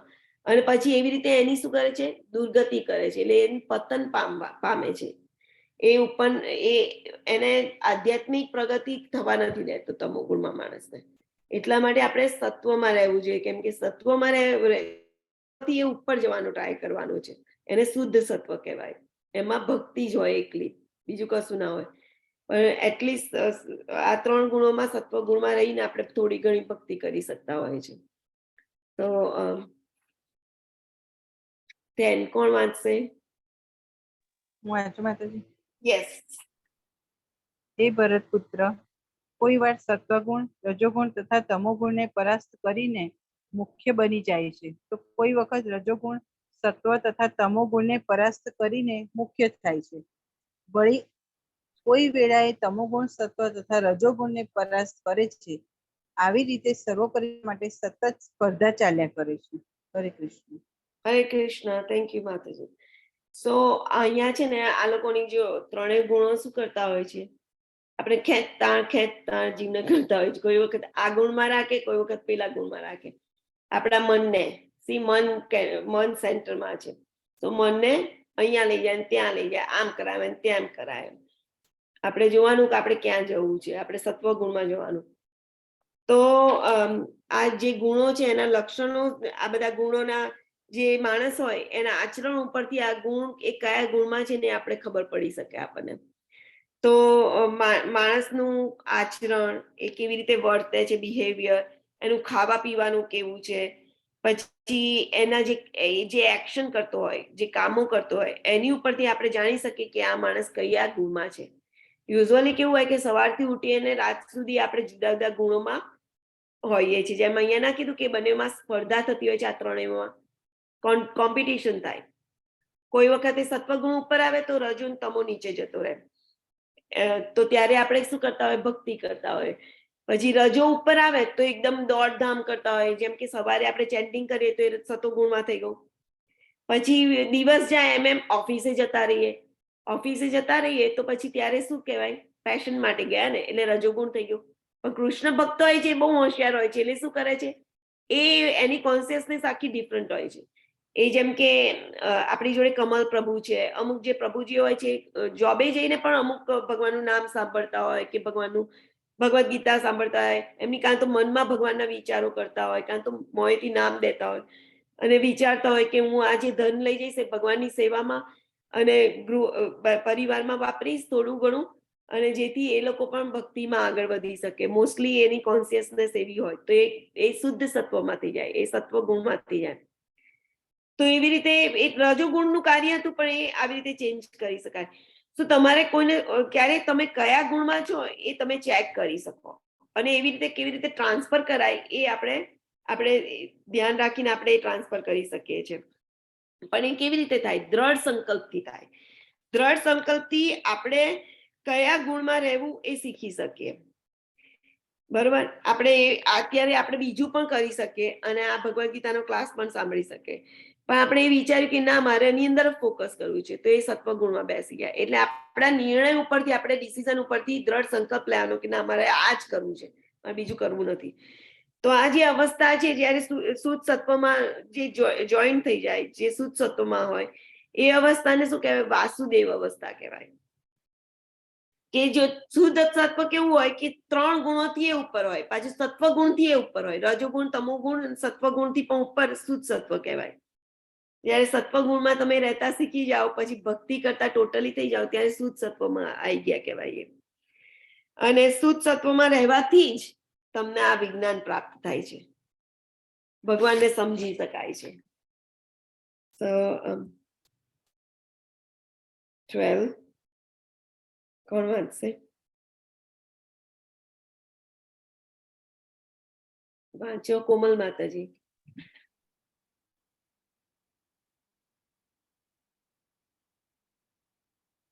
વાંચી લો માતાજી. હા, વાંચી લો. એ ભરત શ્રેષ્ઠ, જ્યારે રજોગુણમાં વધારો થઈ જાય છે ત્યારે અત્યંત આસક્તિ, સકામ કર્મ, ઉગ્ર ઉદ્યમ, અનિયંત્રિત ઈચ્છા તથા લાલસાના લક્ષણો પ્રગટ થાય છે. ઓકે, સો રજોગુણ કોઈનામાં વધી જાય તો શું થાય? આ બધું થાય કે આસક્તિ, સકામ કર્મ, પછી ઉગ્ર ઉદ્યમ, એટલે બહુ જ વધારે પડતા પ્રયત્ન કરીએ કશું મેળવવા માટે. ઈચ્છાઓ પણ કંટ્રોલમાં ના હોય, ઢગલો ઈચ્છા થઈ જાય, બધી લાલસા મેળવવાની, કશું ના મળ્યું હોય તે મેળવવાની લાલસા થાય. કેમ કે આનું એક ઉદાહરણ છે કે આપણે ઘર બનાવવું હોય તો આપણે શું કરીએ કે મારે તો મહેલ જેવું ઘર જોઈએ છે, અને એની માટે બહુ પ્રયત્ન કરીએ. અને પછી જાણે કે પ્રભુપાદ કહે છે કે જાણે જન્મો જન્માંતર આપણે ઘરમાં રહેવાના ના હોય એટલા બધા પ્રયત્ન કરીએ. તો એનાથી શું થાય? આપણી ઈચ્છાઓ, લાલસાઓ વધી જાય કે આ મારે કરવું છે, પેલું મારે કરવું છે. અને પછી પ્રભુપાદ કહે છે કે ઈચ્છાઓનો તો અંત જ આવતો નથી હોતો. અને પછી એ ઈચ્છાઓ વધે, પછી કુટુંબ પરિવારને ઘરમાં રહેવાની, બધાને રહેવાની ઈચ્છા થાય, અને એવી રીતે ઈચ્છાઓને સંતોષવાનું ચાલુ થઈ જાય. અને પછી ઈચ્છાઓનો અંત જ ના આવે એટલે આપણે આ રજોગુણમાંથી ઉપર જ ના આવીએ. તો 13 વાંચું? વાંચો માતાજી. હે કુરુપુત્ર, જ્યારે તમો ગુણમાં વૃદ્ધિ થઈ જાય છે ત્યારે અંધકાર, જડતા, ઉન્માદ અને મોહ વ્યક્ત થાય છે. હરે કૃષ્ણ. હરે કૃષ્ણ. તો તમો ગુણ વધી જાય, તમો ગુણ એટલે તો આળસ ને બધું થયું ને, અંધકાર, જન્મ, જડતા અને ઉન્માદ અને મોહ વ્યક્ત થાય છે. કોઈનામાં આ જો માણસ દેખાડે છે કેટલો ડિપ્રેસ ને કેવો એડિક્ટ છે, વ્યસની છે, બરોબર? તો એવામાં અજ્ઞાનતામાં જતો રહે છે. એટલે આ તમો ગુણના લક્ષણો દેખાડ્યા છે. ઓકે, કોણ વાંચે છે? હું વાંચું? હા. શુદ્ધ હોય છે અને તેને સાત્વિક ગુણમય કહેવાય છે, પરંતુ રજોગુણે કરેલું કર્મ દુઃખમાં પરિણમે છે અને તમો ગુણમાં કરેલું કર્મ મૂર્ખામીમાં પરિણમે છે. ઓકે, થેન્ક યુ માતાજી. હરે કૃષ્ણ. સત્વગુણમાં તમે કઈક કામ કર્યું હોય, સત્વગુણમાં એને તમે મંદિર માટે ડોનેશન આપી દીધું, ભગવાનનું જે ભગવદ ગીતા છે ને બધામાં કરેલું કામ હોય, એ ભગવાનના જ્ઞાન માટે તમે કંઈક કામ કર્યું, યોગા માટે નહીં, ઓકે, ભગવાન માટે, તો એનું ફળ કેવું હોય છે? શુદ્ધ હોય છે અને સુખ આપનારું હોય છે. એટલે બધા ગુણોના ફળ દેખાડ્યા છે કે તમને શું પરિણામ મળે છે. તો તમને સુખ મળે, આનંદ મળે. તો એને અને રજોગુણમાં કરેલા કર્મ કેવા હોય છે? એકદમ પેશનમાં કરેલા કર્મ, ભગવાનની યાદ જ ના કર્યા હોય, એ દુઃખમાં પરિણમે છે. કામ કરતા હોય છે, પૈસા કમાઈએ કે કંઈ પણ કરી દઈએ શરીરને સાચવવા માટે કે કોઈ પણ ઈચ્છા પૂરી કરવા માટે આપણે કંઈ પણ એફર્ટ કરી લઈએ, તો એ બધાનું રિઝલ્ટ શું આવતું હોય છે? એનાથી સુખ થતું હોય છે? ના, દુઃખ મળે છે. અને તમો ગુણમાં કરેલા કર્મ તો મૂર્ખામીમાં પરિણમે છે. એનાથી તો ભારે અજ્ઞાનમાં આપણે જતા રહેતા હોઈએ છીએ. સત્વગુણમાં જે ફળ મળતા હોય છે એ શુદ્ધ હોય છે. રજોગુણમાં કરેલું કર્મ, રજોગુણમાં તો પાછું બહુ મહેનત પણ કરવી પડે છે, એટલે કષ્ટ પણ બહુ થાય છે અને દુઃખમાં પરિણમે છે. અને તમો ગુણમાં તો રહેવું જ ના જોઈએ કોઈએ, એટલે એ બરોબર ચેક કરી લેવાનું. ઓકે, તો આ ગુણમાં જે લોકો રહ્યા હોય, સત્વત, રાજસ અને તમસ, આખો દિવસ આ ગુણો ફોરિફાઈ કરે છે, એટલે આપણી ઉપર વર્ક કરે છે. કોઈ વખત આ ગુણમાં આ ક્લાસ પતી જશે એટલે તમે કયા ગુણમાં જશો એ જોઈ લોજો. તો આ ત્રણમાં જે રહીએ આપણે અને સત્વગુણની ઉપર ના જઈએ, પહેલા સત્વગુણમાં રહેવાનું હોય, પછી રહેતા તમે શુદ્ધ સત્વમાં જતા રહો. આ લોકો મર્યા પછી ક્યાં જાય છે? આખી જિંદગી અમાર રહ્યા હોય પછી આપણું બોડી છોડીએ પછી ક્યાં જઈએ? So 18, let's go. કોણ વાંચે છે? સ્વેલી માતાજી, ગો હેડ. સત્વગુણી મનુષ્યો ક્રમશઃ ઉપર ઉચ્ચતર લોકોમાં જાય છે. રજોગુણી માણસો પૃથ્વી લોકમાં રહે છે અને જે ધૃણાજનક તમોગુણમાં હોય છે તેઓ નીચે નરક લોકમાં જાય છે. હરે કૃષ્ણ. હરે કૃષ્ણ. તો આપણે આખી લાઈફ શું કર્યું અને દરરોજ કેવા ગુણમાં રહ્યા એ આપણે એનું વિજ્ઞાન જાણી લેવું જોઈએ. તો દરરોજ એક સેકન્ડે તમે ચોઈસો કરો એ ઉપરથી તમારા ગુણો બદલાઈ જાય, મનથી બદલાય છે. મન, આને પિક્ચરમાં દેખાડેલું, મનને આ ગુણો ખેંચતા હોય છે. એક સત્વ, રજસ અને તમસ છે. ઓકે, તો એકબીજાને ખેંચતા કરતા હોય છે માણસને મન દ્વારા. તો હવે સત્વ ગુણમાં રહેલો માણસ ક્યાં જાય છે? ઉચ્ચતર લોકોમાં. આધ્યાત્મિક લોકોની વાત નથી કરી. સત્વ ગુણમાં રહેવાથી પણ આધ્યાત્મિક લોકમાં નથી જવાતું, પણ એ બેટર દેન બીજા બે ગુણો કરતા બેટર છે સત્વગુણ. સો ઉચ્ચતર લોકો કયા કયા છે? કોણ બોલશે?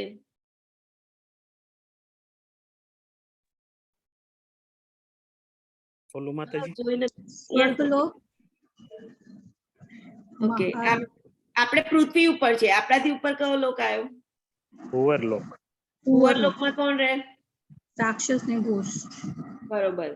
પછી સ્વર્ગલોકમાં કોણ રહે? ઇન્દ્રલોક. દેવી દેવતા. હા, demon and demigods. 330 million demon and demigods. Okay, હવે સ્વર્ગલોક થી ઉપર મહરલોક. અને એનાથી ઉપર જનલોક. એમાં કેટલા કયા કોણ રહે? સપ્તર્ષિ રહે, રાઈટ? પછી તપોલોક અને પછી સત્યલોક. સત્યલોક કયો છે? કોણ રહે સત્યલોકમાં? બ્રહ્માજી. ઓકે, તો કોઈ કહેશે કે આ કયા, આ શેની પિક્ચર છે? આ પિક્ચર જ શેનું છે? ગોલોક ગોલોક ચાટ. ગોલોક ચાટ. ગોલોક ચાટ. પણ આ અત્યારે આપણી સામે જે છે એ શું છે? સ્ક્રીન ઉપર ગર્ભોદક્ષ વિષ્ણુ માંથી કમળ ઉત્પન્ન થયું ને એનું પિક્ચર. ઓકે, પણ આ એક બ્રહ્માંડનું પિક્ચર છે, રાઈટ? આ એક જ બ્રહ્માંડનું આપણે દેખાડી દીધું કે બ્રહ્માંડમાં શું હોય છે. તો આ આધ્યાત્મિક જગત છે કે નહીં? ના. નથી. ભૌતિક જગત. ભૌતિક જગત છે. ઓકે, ભૌતિક જગત છે. બહુ સરસ. તો સ્વર્ગ આપણે અહીંયા પૃથ્વી ઉપર છે, રાઈટ? ભૂરલોકમાં મિડલમાં આવ્યું, બરોબર? તમને લોકોને આઈ ડોન્ટ નો મારો એરો દેખાય છે કે નહીં. સો અહીંયા પૃથ્વી ઉપર છીએ, તો પૃથ્વી ઉપરથી ઉપરના લોકમાં જાય છે. જે સત્વગુણમાં હોય છે એ લોકો ઉપરના લોકમાં જાય છે. એટલે ભુવરલોક, સ્વર્ગલોક, મહરલોક, જનલોક, તપોલોક ને સત્યલોક એમાં જાય છે. ઓકે, હવે જે રજોગુણમાં હોય છે એ ક્યાં પાછું આવે છે? કોણ કહેશે? પૃથ્વી પર પાછા આવે. પૃથ્વી પર પાછા આવે. અને જે તમોગુણમાં હોય છે એ લોકો ક્યાં જાય છે? નરક લોકમાં. જોઈએ આપણે આનું બીજું જોઈએ, સ્ક્રીન જોઈએ. જો અહીંયા લખ્યું કે જે તમોગુણમાં હોય છે એ નરક લોકમાં જાય છે. તો કયો નરક લોક છે? ક્યાં આવ્યો નરક લોક? આ પિક્ચરમાં અત્યારે અહીંયા નથી દેખાડ્યું, પણ નીચેની સાઈડ સૌથી નીચે નરક લોક લખેલું હોય છે. અતલ, વિતલ, એ બધા નીચેના લોકો છે. અને અહીંયા ગર્ભોદક ઓશન લખ્યું છે ને, ત્યાં નરક લોક લખેલું હોય છે ગોલોક ચાર્ટમાં. અને કેટલા ટાઈપના નરક છે? 27. 7 પ્રકારનું. ના 28 પ્રકાર. 28. 28. 27 કે 28 પ્રકારના. 28 પ્રકારના નરક લોક હોય છે. ઓકે, 28 માતાજી. ઓકે, તો બરોબર. તો 28 પ્રકારના નરકમાં જવાય છે. એ જેવા જેવા કામો કર્યા હશે એ પ્રમાણે જવાશે. એટલે મોસ્ટ લોકો કયા લોકમાં જાય એ તમે આઈડિયા છે કોઈને? એ બી પૃથ્વી લોકમાં જ ફરતા રહે. રજોગુણમાં એ પૃથ્વી લોકમાં ફરે. આખી જિંદગી તમે રજોગુણમાં રહ્યા છો તો પૃથ્વીમાં જશો. ભગવાન એને એક ચાન્સ આપે છે ઉપરના લોકમાં જવા માટે, એટલે પૃથ્વી લોકમાં જ રાખે. ઓકે, તો જે આ બધા લોક દેખાડ્યા, આ બધા તમારી સામે દેખાય છે, એ આધ્યાત્મિક જગત નથી, આ ભૌતિક જગત છે, બરોબર? આનાથી બહાર જવું હોય તો એક જ ઉપાય છે. કયો ઉપાય છે? હરે કૃષ્ણ. મહામંત્રનો જાપ. હરે રામ, હરે રામ, રામ હરે હરે.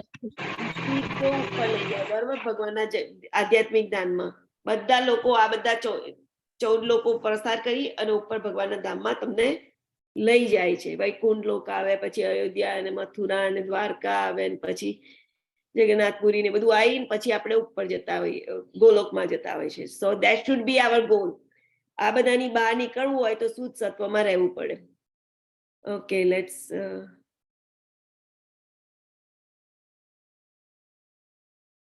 ઓકે, તો શું આ પરિસ્થિતિને પાર કરી શકાય? કોઈ એવું ક્વેશ્ચન પૂછ્યું? કરાય? આપણે કરવું હોય તો કરી શકાય? આપણે આમાં ના જવું હોય તો આ બધી જગ્યાએ? હા, કરી શકાય. કરી શકાય. હરે કૃષ્ણ માતાજી. યસ માતાજી. માતાજી, હું અહીંયા ઇસ્કોનમાં દર્શન કરવા આવી છું. તમને દર્શન બધાને કરવા હોય તો એક મિનિટ કરાવી દો. શ્રી શ્રી રાધા ગોવિંદ કી જય. અમદાવાદનું મંદિર છે. શ્રી મહાદેવ કી જય. શ્રીનાથજી કી જય. સરસ માતાજી, થેન્ક યુ. સો રામ લક્ષ્મણ જાનકી જય. આઈ ડોન્ટ નો, બિનિતા માતાજીનું મોટું સ્ક્રીન નથી દેખાઈ શકતો કેમ કે Mataji, you'll have to stop sharing to dekha. Stop sharing. 2 second कर दिए जल्दी जल्दी. Yes, બિનિતા માતાજી. I don't know બધાને દેખાય છે કે નહીં બિનિતા માતાજીનું પિક્ચર. યસ, હવે બધાને દેખાયું બિનિતા માતાજીનું પિક્ચર? હા, દેખાય છે. હા, દેખાય છે. દેખાય છે. સરસ સરસ સરસ. થેન્ક યુ માતાજી અમારી જોડે શેર કરવા માટે. હરે કૃષ્ણ માતાજી. હરે કૃષ્ણ. ગોડ નિતાય કી જય. જય. ડાબી બાજુ છે ને અહીંયા આપણી જમણી બાજુ થાય અને એમની ડાબી બાજુ ગૌરાંગ છે, ચૈતન્ય મહાપ્રભુ અને નિત્યાનંદ પ્રભુ. થેન્ક યુ માતાજી. હરે કૃષ્ણ. હરે કૃષ્ણ. હરે Krishna. So let's go. Okay, તો જ્યારે બધાને દેખાય છે ને સ્ક્રીન? ઓકે, સરસ. જ્યારે કોઈ મનુષ્ય સારી રીતે જાણી લે છે કે સર્વ કાર્યોમાં પ્રકૃતિના 3 ગુણો સિવાય અન્ય કોઈ કરતા નથી અને પરમેશ્વરને જાણી લે છે કે જેઓ 3 ગુણથી પર છે, ત્યારે તે મારા દિવ્ય સ્વભાવને જાણે છે. એટલે કોઈ જાણી લે કે બીજો કોઈ કરતા છે જ નહીં, એટલે જીવ પણ નથી, કશું પણ થાય છે ને આપણું આ શરીરથી થાય છે, જીવ જુદો છે. અને પરમેશ્વરને જાણી લે છે કે ભગવાન દ્વારા આ બધું થઈ રહ્યું છે, તો ત્યારે એમના દિવ્ય સ્વભાવને પ્રાપ્ત કરે છે, ભગવત ધામને પ્રાપ્ત કરે. ઓકે, 20 કોણ વાંચશે? હું વાંચું. યસ.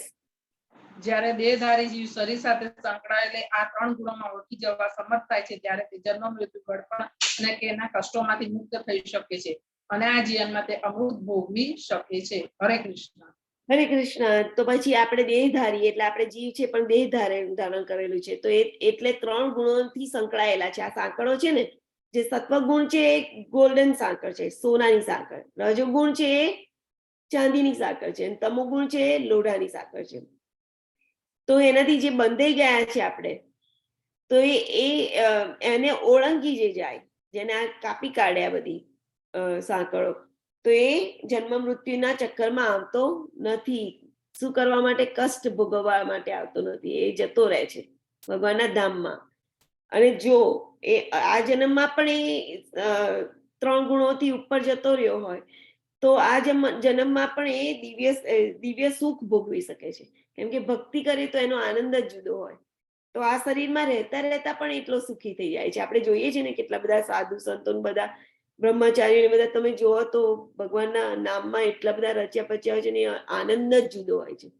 ભગવાનની ભગવદ ગીતાનું વિતરણ કરવું, સાંભળવું, કોઈને બીજાને કહો તો પણ તમને બહુ જ આનંદ મળશે અંદરથી. તો આ શરીરમાં પણ તમે આનંદ ભોગવતા હોય છે, પછી બહાર જાઓ શરીરની બહાર તો પણ ત્યાં આનંદ હોય છે ભગવાનના ધામમાં. ઓકે, 21. વાંચું માતાજી? યસ, વાંચો. અર્જુને પૂછ્યું, હે મારા પ્રિય પ્રભુ, જે મનુષ્ય આ 3 ગુણોથી પર થયેલો છે, તેને કયા લક્ષણો વડે જાણી શકાય છે? તેનું આચરણ કેવું હોય છે અને તે પ્રકૃતિના ગુણોને કેવી રીતે ઓળંગી જાય છે? હરે કૃષ્ણ. હરે કૃષ્ણ. તો હવે અર્જુનજીને ક્વેશ્ચન, તો આપણે ના કહીએ કે ઓકે, જે ઉપર ઓળંગી ગયું હોય આ 3 ગુણોને, પાર કરી ગયું હોય, સત્વ રજસ અને તમસ, એને પાર કરી ગયું હોય, જે શુદ્ધ સત્વમાં સ્થાપિત થયેલો હોય, એ કેવી રીતે વર્તે છે? એ આપણા જેવું નોર્મલ હોય છે? આપણી જેવું ચાલે છે, ઉઠે છે, બેસે છે, વાતો કરે છે, આપણા જેવું કરે છે? દેખાય આપણા જેવું, પણ એ કરતો ના હોય. એની ચેતના હોય, જેના વિચારો હોય, એની ભાવના એ આખી જુદી હોય. તો એ અર્જુનજી પૂછે છે કે એના કયા લક્ષણો હોય છે? જેમ કે સ્માર્ટ માણસ હોય તો એના લક્ષણ હોય ને કે અમુક રીતે બોલતો હોય, એના ડિસિઝન મેકિંગ જુદા હોય. કોઈ પૈસા વાળો હોય તો એનું પણ જુદું હોય, કે ખબર પડી જાય કે એ સારા આવા ધનાઢ્ય કુટુંબમાંથી આવ્યો છે, કેવી રીતે એની જે એનાથી ખ્યાલ આવી જાય. એવી રીતે અર્જુનજી અહીંયા પૂછે છે કે આવા માણસના લક્ષણો શું હોય છે, કે કેવી રીતે આચરણ કરતો હોય છે, કેવી રીતે એની બધી વસ્તુ કરતો હોય છે. આચરણ એટલે અનુસરતો હોય છે. તો તે પ્રકૃતિના ગુણોને કેવી રીતે ઓળંગી જાય છે? તો અહીંયા નારદજી દેખાડ્યા છે. એ પણ 3 ગુણોથી ઉપર ભક્ત છે, ભગવાનનું નામ લે છે. તો અહીંયા બધા લક્ષણો છે. વાંચો, કોઈ વાંચો. વાંચું માતાજી? હા, વાંચો. પૂર્ણ પુરુષોત્તમ પરમેશ્વર બોલ્યા, હે પાંડુ પુત્ર, જે મનુષ્ય પ્રકાશ, આસક્તિ તથા મોહ ઉપસ્થિત હોય ત્યારે તેમની ધૃણા કરતો નથી, કે તે ન હોય ત્યારે તેમની આકાંક્ષા રાખતો નથી, જે ભૌતિક ગુણોની આ સર્વ પ્રતિક્રિયાઓ પ્રત્યે નિશ્ચલ તથા અવિચલિત રહે છે અને કેવળ ગુણો જ ક્રિયાશીલ હોય છે એમ જાણીને તટસ્થ તથા ગુણાતીત રહે છે, જે પોતાની અંદર સ્થિત હોય છે અને સુખ તથા દુઃખને સમાન માને છે, જે માટીના ઢેફાને, પથ્થરને તથા સોનાની લગડીને સમાન દ્રષ્ટિથી દેખે છે, જે અનુકૂળ તથા પ્રતિકૂળ પ્રતિ સમાન રહે છે, જે ધીર છે તથા પ્રશંસાને બદનામીમાં, માન તથા અપમાનમાં સમાન ભાવે રહે છે, જે શત્રુ તથા મિત્ર પ્રતિ સમાન વ્યવહાર કરે છે, અને જેણે સર્વ દુનિયાવી કાર્યોનો પરિત્યાગ કર્યો છે, આવા મનુષ્યને પ્રકૃતિના ગુણોથી પર માનવો જોઈએ. હરે કૃષ્ણ. તો અહીંયા શું લક્ષણો દેખાડ્યા કે આવો માણસ કોઈની ધૃણા કરતો નથી, એટલે કોઈની નફરત કરતો નથી, અને કંઈક મળે કે ના મળે એની આકાંક્ષા એટલે ઈચ્છા પણ રાખતો નથી કે આ મન મળી જાય કે ના મળી જાય. તો અને બધી ભૌતિક પ્રક્રિયા ગુણો હોય છે એનાથી વિચલિત થતો નથી. તમારી લાઈફમાં કશું બને તો એ વિચલિત ના થાય. એ કેમ કે જાણતો હોય છે કે બધું ગુણો, આ જે ગુણો છે માયાદેવીના, એ બધું કરાઈ રહ્યા છે, એટલે હંમેશા તટસ્થ રહે છે અને ગુણાતીત હોય છે, એટલે ગુણોથી ઉપર હોય છે, રાઈટ, એકદમ શુદ્ધ સત્વમાં હોય છે, એટલે એ તટસ્થ રહેતો હોય છે. એની લાઈફમાં જે થવું થાય છે એ બધું, એ બધાથી એ કેમ કે માનતો હોય છે કે હું આત્મા છું, ભગવાનનો સેવક છું, અને આ બધું જોઈ શકતો હોય છે. એને સુખ ને દુઃખ એની માટે કશું મેટર કરતું નથી, એ બધી પરિસ્થિતિમાં સમાન રહે છે. એની માટે ઢેફા હોય કે પથ્થર હોય કે સોનાની લગડી હોય, એટલે કંઈ પણ વસ્તુ બહુ મૂલ્યવાન હોય કે કોઈ આમ નકામ મીન્સ કામ વિનાની વસ્તુ હોય કે જે મૂલ્ય ના હોય કશું, એની માટે બધું સેમ જ હોય છે, અને એટલે સેમ દ્રષ્ટિથી જોતો હોય છે. અને કોઈ પણ સારું એને લગતું, એને હેલ્પ થાય એવી વસ્તુ અનુકૂળ સિચ્યુએશનમાં, કે આપણે ખબર છે અમે થઈ જતા હોય છે, ડિસ્ટર્બ થઈ જતા હોય છે કે કશું આપણી ઈચ્છાથી વિરુદ્ધ આવ્યું તો આપણે ડિસ્ટર્બ થઈ જઈએ, અને પ્રતિકૂળ આવ્યું અનુકૂળ આવ્યું તો આપણે હેપી થઈ જઈએ, પણ એવા થતા જ નથી. એ સમાન સ્થિતિમાં રહે છે. એની કોઈ અપમાન કરે કે એની કઈ પ્રશંસા કરી દે, કશું પણ કરી દે, એને કોઈ વગોઈ કાઢે, તો બધી જ સિચ્યુએશનમાં એ સ્ટેડી રહેતો હોય છે, સમાન રહેતો હોય છે, કેમ કે ભક્તિમાં જ લીન હોય છે, ભગવાનના નામમાં ને એના ગુણોમાં જ એનું મન એમાં સ્થિત હોય છે. એને બીજું આ બધું દેખાતું જ નથી જે આપણને બધું દેખાય છે. અને એ શત્રુ ને મિત્ર પ્રત્યે પણ સમાન વ્યવહાર કરે છે. એનું બિહેવિયર કેવું હોય છે કે શત્રુ હોય તોય સેમ ને મિત્ર હોય તોય સેમ, કેમ કે બધાને કેવી રીતે જોતો હોય છે, બધાના હૃદયમાં પરમાત્માના દર્શન કરતો હોય છે ને. પહેલા આ બધા શ્લોકોમાં આ બધું આવી ગયેલું છે ને. અને જેને સર્વૈ અને દુનિયાવી જે કાર્યો હોય એનો પરિત્યાગ કર્યો હોય છે. દુનિયાવી કાર્યો કયા કયા? દુનિયાવી કાર્યો એટલે જે શરીરને લગતા બધા કાર્યો હોય, શરીરને જે સંસારના દેશના બધાની ફરજો માટેનું હોય ને બધાથી આઉટ થઈ ગયો હોય, એ બધું એને કઈ લેવા દેવા જ નહીં હોતું. એ ભક્તિમાં જ લાગેલો હોય ટોટલી, એ બધાનો પરિત્યાગ કરી દીધો હોય. તો આવા માણસને પ્રકૃતિથી પર માનવાનું. ઓકે, ઘણા લોકો આપણે આવી નોલેજ આપતા હોય છે પણ પ્રકૃતિથી પર હોતા નથી. સો આપણે આ બધું જોઈ પણ શકીએ, આ બધા લક્ષણોથી માણસને ઓળખી શકે. યસ માતાજી. 26. હું વાંચું માતાજી? યા એ મનુષ્ય સર્વ સંજોગોમાં ચૂક્યા વગર મારી અવિચળ ભક્તિમાં પુરવાયેલો રહે છે, તે તરત જ ભૌતિક પ્રકૃતિના ગુણોને ઓળંગી જાય છે અને એ રીતે બ્રહ્મપદ સુધી પહોંચી જાય છે. હરે કૃષ્ણ. હરે કૃષ્ણ. તો અહીંયા બધા લક્ષણો દેખાડ્યા, બરોબર. પેલા જે 3 ગુણોથી ઉપર હોય, શુદ્ધ સત્વમાં હોય એવા મનુષ્યના લક્ષણ દેખાડ્યા, એવા ભક્તના લક્ષણ દેખાડ્યા. હવે આપણે તો એવા છીએ નહીં, તો આપણે એમાંથી એવું કરવું હોય તો આપણે શું કરવાનું? ભગવાનની અવિચળ ભક્તિમાં લાગી જવાનું. તો આપણી જે પણ સિચ્યુએશન હોય એમાં ભગવાનનું નામ લઈએ તો આપણે એ ગુણોને ઓળંગી જઈએ, કેમ કે ભગવાનની શક્તિ છે માયાદેવી. અને જ્યારે આપણે ભગવાનના શરણમાં જઈએ તો માયા આપણું કશું ના કરી શકે.